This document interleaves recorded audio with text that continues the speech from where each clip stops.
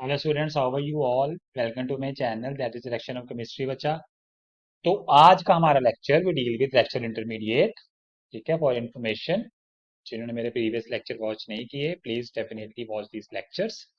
ठीक है, कोई डाउट है you can ask me in the comment section, I will be there for you. तो सबसे इंपॉर्टेंट जो लास्ट हमने किया था हाइपर कंजुगेशन, उसके टाइप्स के बारे में। ठीक है, काफी हद तक हमारे जीओसी के हम लास्ट लास्ट लेक्चर की साइड पे मूव कर रहे हैं भैया, तो प्रॉपरली वॉच कीजिए। ठीक है, हम आज डील करना है किससे? रिएक्शन इंटरमीडिएट के साथ। इंटरमीडिएट्स क्या होते हैं? देखिए, सिंपल सी बात, जैसे मैंने ए प्लस बी मिलके भैया हमने सी बनाया। ठीक है, तो ये तो इससे बन गया। इसकी बीच वाली जो स्टेट्स होंगी ना, बीच में क्या क्या हुआ बनने से पहले, स्टार्टिंग और एंडिंग के बीच में क्या हुआ, उसे कहते हैं क्या क्या हुआ, क्या क्या बना। These are called reaction intermediate, उस स्टेट में बनते हैं। ठीक है, उससे हम किसी भी जो हमारा प्रोडक्ट है उसकी स्टेबिलिटी भी बता सकते हैं। ठीक है, तो वेरी फर्स्ट हमारा इंटरमीडिएट कौन है? कार्बोकटायन। कौन है कार्बोकटायन? क्या होता है? एक तो सबसे इंपॉर्टेंट बात, पॉजिटिवली चार्ज, तो इलेक्ट्रॉन डेफिशिएंट भी होगा।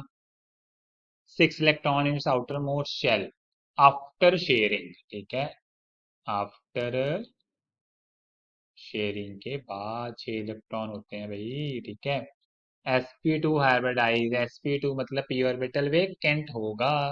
ठीक है बच्चा, ट्रायंगुलर इन शेप। ठीक है, ये सब हो गई कार्बोकटायन के बारे में। इज इट क्लियर बच्चा? चलिए, सिंपल सिंपल कंसेप्ट है, बस अपने माइंड में रखने हैं। कार्बोकटायन होता क्या है, उसके ऑर्बिटल पी वेकेंट है। वेकेंट है तो वो सिग्मा वाले के साथ क्या कर सकता है? हाइपरकंजुगेटिव स्ट्रक्चर्स भी बना सकता है ये। ठीक है, चलिए स्टेबिलिटी देखिए। इफ वी सी हियर, सबसे ज्यादा हमारे पास tertiary, secondary, then primary, then methyl carbocation, और ये लुईस के एसिड डेफिनेटली, क्योंकि इलेक्ट्रॉन डेफिशिएंट है।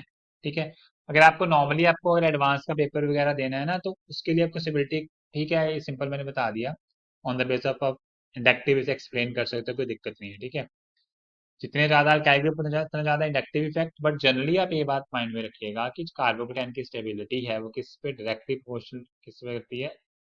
इलेक्ट्रॉन डोनेटिंग इफेक्ट्स के।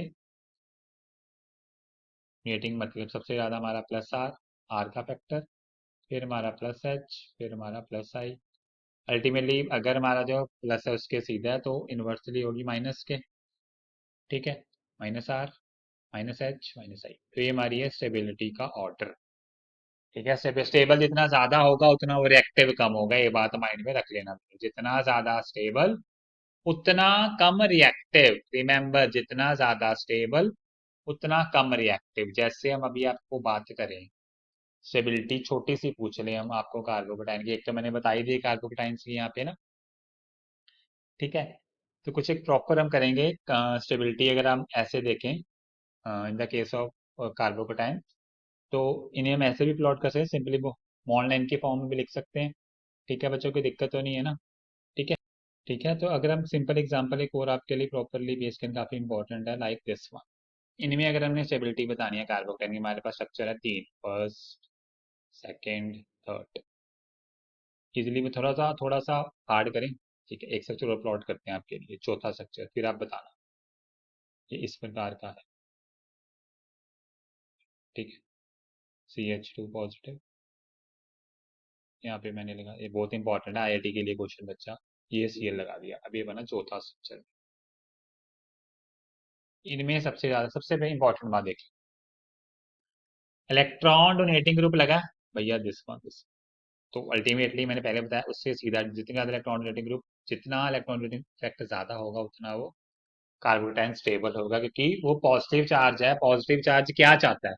पॉजिटिव चार्ज चाहता है कि मेरे पास इलेक्ट्रॉन्स आए, but positive charge demand, demand उसकी क्या है कि मुझे कोई इलेक्ट्रॉन दे दे भैया, कहीं से लोन पर कहीं से इलेक्ट्रॉन मिल जाए तो मैं स्टेबल होकर आराम से बैठ जाऊं। ठीक है, अब देखिए सबसे इंपॉर्टेंट बात, तीनों में सबसे ज्यादा स्टेबल कौन होगा? प्लस आर इफेक्ट सबसे ज्यादा, प्लस आर इफेक्ट हमारा सेकंड का। ठीक है, सेकंड मैंने लगा दिया भैया, रीजन मैंने लिख दिया इस पे, प्लस आर की वजह से।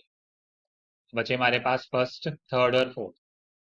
ठीक है, फर्स्ट, थर्ड और फोर्थ, तब ये भी क्या है? ये C S three plus H effect, hyperconjugation भैया। तो आर एच से ज्यादा होता है, मैंने वो भी आर ड्रॉप को लिख दिया, तो यहाँ पे आ जाएगा हमारा थर्ड। इसमें मैं लिख देता हूँ भैया एच प्लस एच। बचे हमारे पास 2।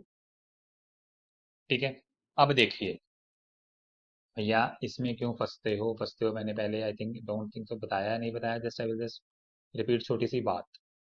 ये जो Cl है ये क्या काम करता है, ये प्लस आर भी करता है और ये माइनस आई, एक लोता केस है माइनस आई भी करता है Cl के केस में, ठीक है।